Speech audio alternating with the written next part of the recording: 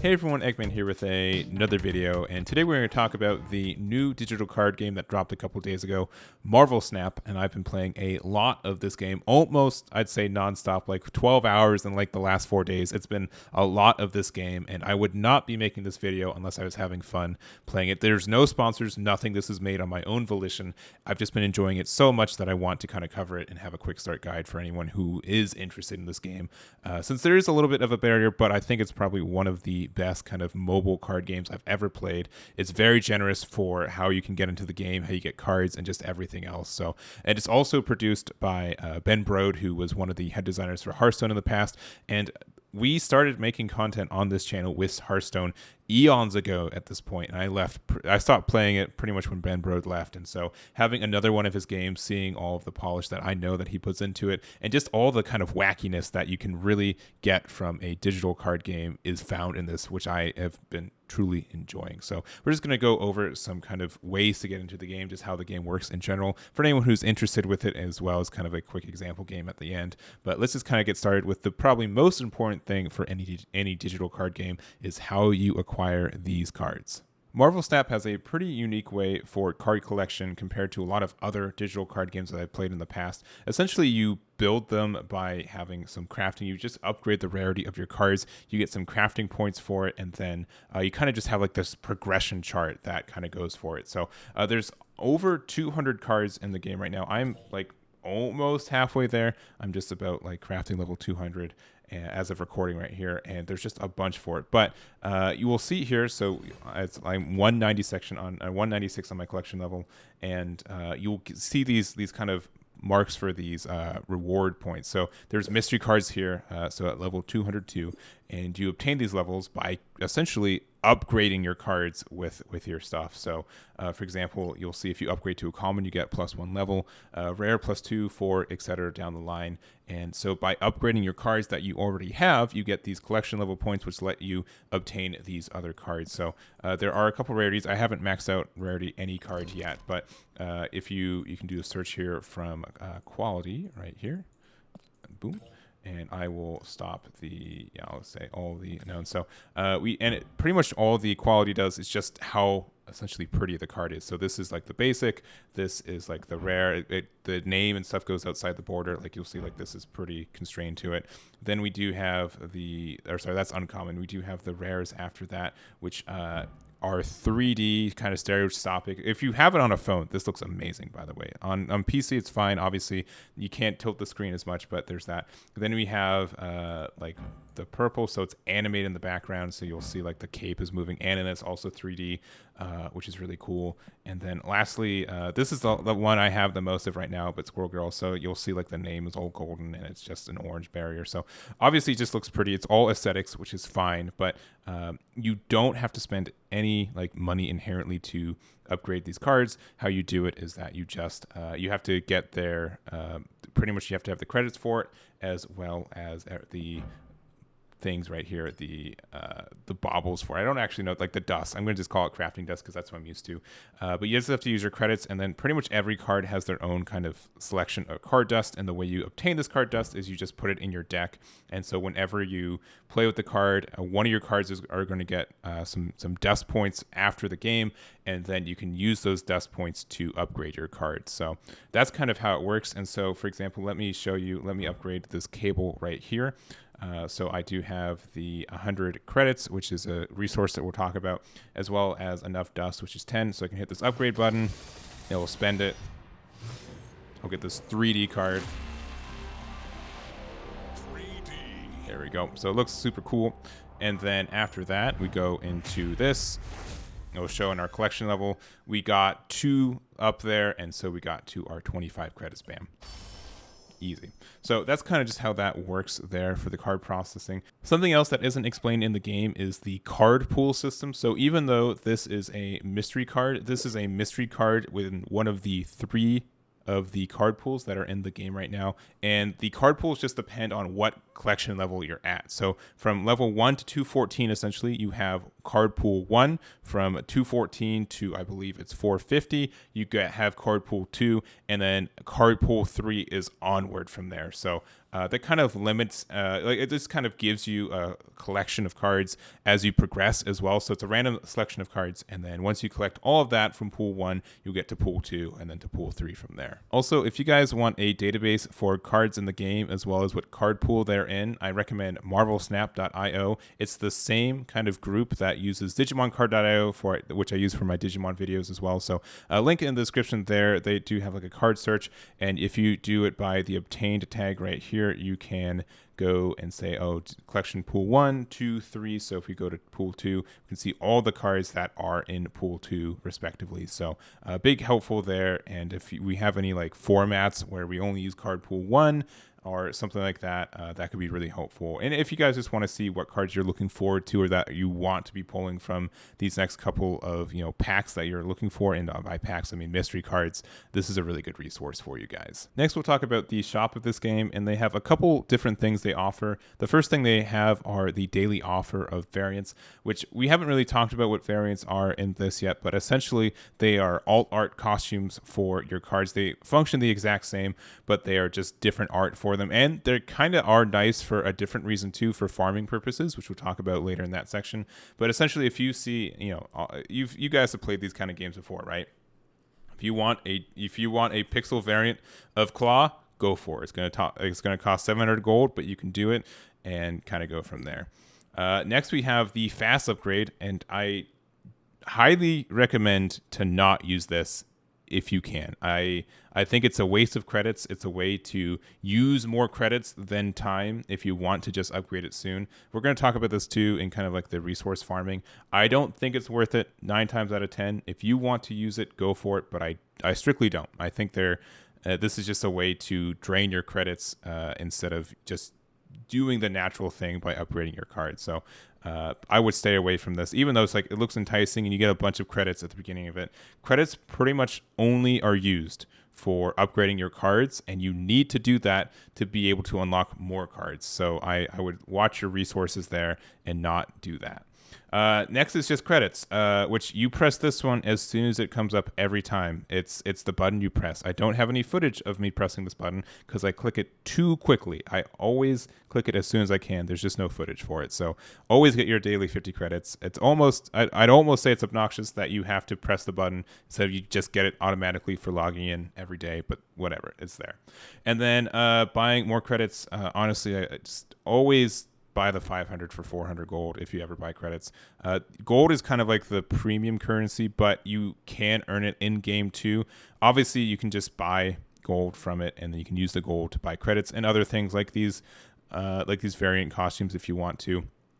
But you do obtain gold in the game too, which is nice, and you normally would only want to do it for buying credits if you want to just min-max the heck out of this without spending any like real money for it. So highly recommend it here. And I've done this a couple times just because I need more credits to be able to upgrade my cards to unlock more cards. Essentially, that's how that works. So that's just how the shop works, though. If you, I don't know, don't do the fast upgrade. I highly recommend to not do that because you waste credits when you could be upgrading for less credits and just spending a little bit more time. So that is that, and let's kind of just jump into the season pass. So the season pass is if you guys have played games with season pass before, essentially it's like a time period. So for 2 weeks, it's the symbiote invasion is how this works.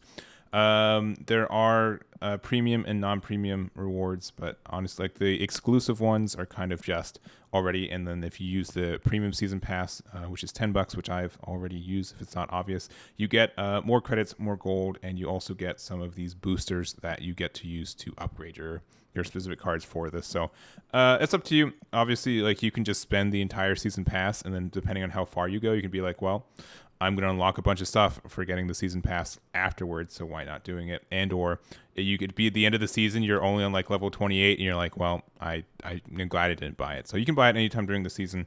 I just know I'm going to play the heck out of this because I've already have been doing that and going from there. And so the way that you get these season pass kind of points is one, just by playing games as you would normally, but also for kind of doing your your quests and stuff. So I don't really have any right now, but our missions, I guess, is the in-game term. But you get missions, you get daily missions. You can refresh them by spending gold too, but you get 2 missions every essentially 8 hours. So it's almost time for me. And then you have a week, which looks like it's going to end on Monday night. So Tuesday is the beginning of the week for this game. But also for the seasons, we have these kind of weekly kind of season challenges as well, and these will give us points for the season. So if I finish this guy, I get 1,000 season points, and then 2,000, so you get 3,000. And every one of these levels is 1,000 season points here. So I'll go up 3 levels immediately just by getting one fully weekly challenge, which I'm only 1 away, so I just have to wait 2 hours to do that. And these kind of milestones gives us credits and gold and season packs, XP as well. So I'm going to get 500 credits, 100 gold, and then essentially another level of my season pass just for completing my weekly challenge. So let's you just build a bunch of the season pass, and obviously just do your missions. I don't think I need to say anything about that, but your missions are really important, so make sure to do that. And if you do that, you get a bunch of credits, you get gold, and you can use your gold essentially for more credits, which is what I use most of the time. But if you do want to get some of these variants or save it for something nice, you can do that as well. So that's there, and let's kind of just talk about some basic resource farming.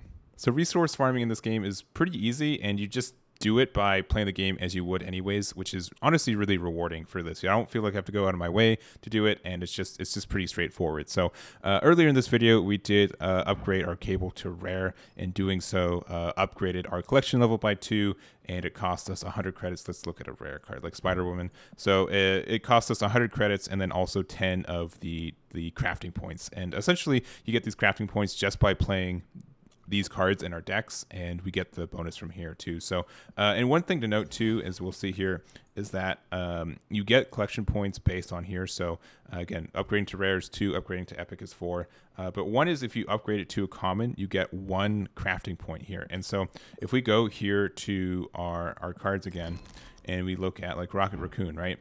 He's just a common here, and to upgrade him to an uncommon, it only costs 25 credits. So generically, every, I guess, 50 credits gets us 1 collection level in general, right? Because it's to upgrade to a rare, it costs 100, and we get 2 collection points. To upgrade to an epic, it's 200 credits and 4 collection level, and to upgrade to a legendary, it's 300 credits and it's 6 collection level, right? So obviously, like it scales from what your credits there, except for on the commons to uncommons, you get a discount for it. Essentially, you only get 1 collection level, but it's a lot cheaper than everything else. So I highly recommend just upgrading your cards from commons to uncommons as soon as you get them.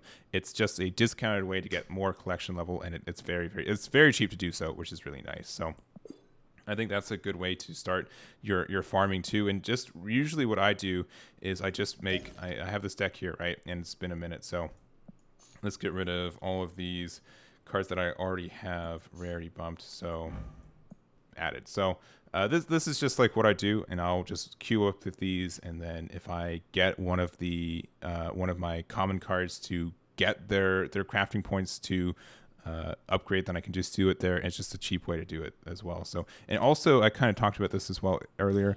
Variants don't keep the same rarity as your previous card, which is kind of stinky, but it also means that if you get variants, you have another uncommon version of this, another common version of this card, which you can again do the discount upgrade to get more of this crafting points and upgrade your crafting level. So it's worth it. You'll get a couple free ones off of a couple things you do. So for example, we have 2 different variants of Carnage. We have a couple variants of Hawkeye as well. And that just helped me upgrade my crafting points and my crafting levels very quickly as well. So that's just something to consider there. I think it is worth it, but that is just how I farm. So we'll do an example game with this at the end, which is pretty much right now, and go over some gameplay basics, but then we'll see if we get lucky enough to upgrade one of these guys. So let's get into it. So here's a quick example game. It's not going to be a great one because we are using the weenie deck just to upgrade some of our cards. Man, I don't really want to play against this Necro Shock because this will just give it -2 there. So we're just going to pass here. All right, they're going to play Hawkeye there for 1. We have a better turn 2 play. Always lucky. Well, we can't play there. We'll just say, so we obviously have 3 spots we can play our cards. Our domino is cost 2, and every turn we have that much to go for. So I guess just put it here just to have one power there. All right, they're playing their Sentinel. And so with these 3 locations at the end of these 6 turns, we just see who controls more. If there's a tie, just add up the certain numbers. All right. Yeah, let's just play Bishop, I guess. And so pretty like all these cards have specific effects, but they're usually quite easy to go through. So they're playing their Sentinel there and gets to 1. We're playing our Bishop here. All right, so I think we want to play our thing here.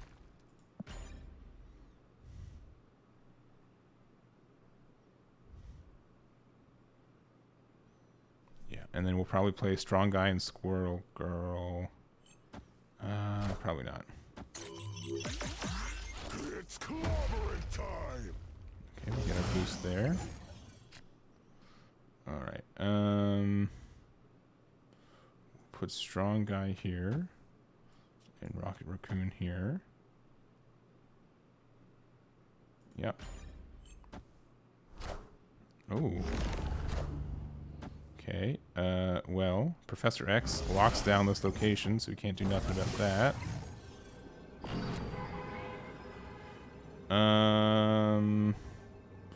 What does Claw say? Location on the right has +6 power. Okay, that will win us there. Yeah, I think this. So New York lets us move this at the end. So this will have 3 power. Oh, okay. I think we keep this here because this will tie us. This will put his head on the right here, and then maybe something here. Let's see how this goes. Oh, they're putting 2 there. Oh, Doctor Strange. Interesting. Because they think they're winning this middle spot here. Oh, they might actually. Oh, shoot. Okay. Okay, nice. Awesome. All right. So we won narrowly. Victory. We own 2 of these locations, so we'll see what our rewards are. I didn't really mention it here, but the kind of thing up here just shows us how much we are obtaining here. If you have any questions about how this works, I can explain in the comments too. Essentially, the number that's big is how much this round is worth. If you win and or retreat, you can always retreat from it, and you just lose 1 point normally. But if you click this, it will double the retreat and the win cost. And then if your opponent also clicks it, or vice versa in the opposite order, it just doubles the stakes, essentially. You can essentially quadruple it. So collecting our rewards here, we got some points here. And then we did get enough points for our claw, so we did get 6 of the booster points. And since we did play through a game, this is a card in our deck, so we played 6 rounds, so we got 6 booster points for one of the cards in our deck. So we're going to go click here. We have enough credits and enough booster points. We're going to hit upgrade. Claw did win us the game, essentially, so we do kind of have to respect that there. And there we go. Nice. It's going to show us that we upgraded by 1. We're at 199, so we're almost at a pool 1 with our collection. And that is pretty much it. So it's pretty simple. These games are very, very quick, which I like. There is a lot of RNG, but I think it's enough RNG to make you just think about how the game works. And since you get to decide how and when the stakes get doubled and stuff, I think that's a really good kind of system to say, you know what? I don't want this game to be worth more. Or my opponent was able to cheat out a Hulk on turn 1, which is 100% happened to me on both sides. You just want to quit the game and only lose 1 point for your rank, that's fine. And then you also can have the chances to earn more rank points if you feel confident that you are going to win this game, which is kind of fun. So I don't know. If you guys have any questions, let me know. I will be streaming this on Twitch as well, probably this entire week. And if you guys want to check it out, I highly recommend it there. But if you have any questions, please let me know in the comments. I'll probably make some deck lists too and everything else, but I've been really enjoying this game. So that's going to be it for me. Thank you guys so much for watching. I really do appreciate it. And I'll catch you all next time.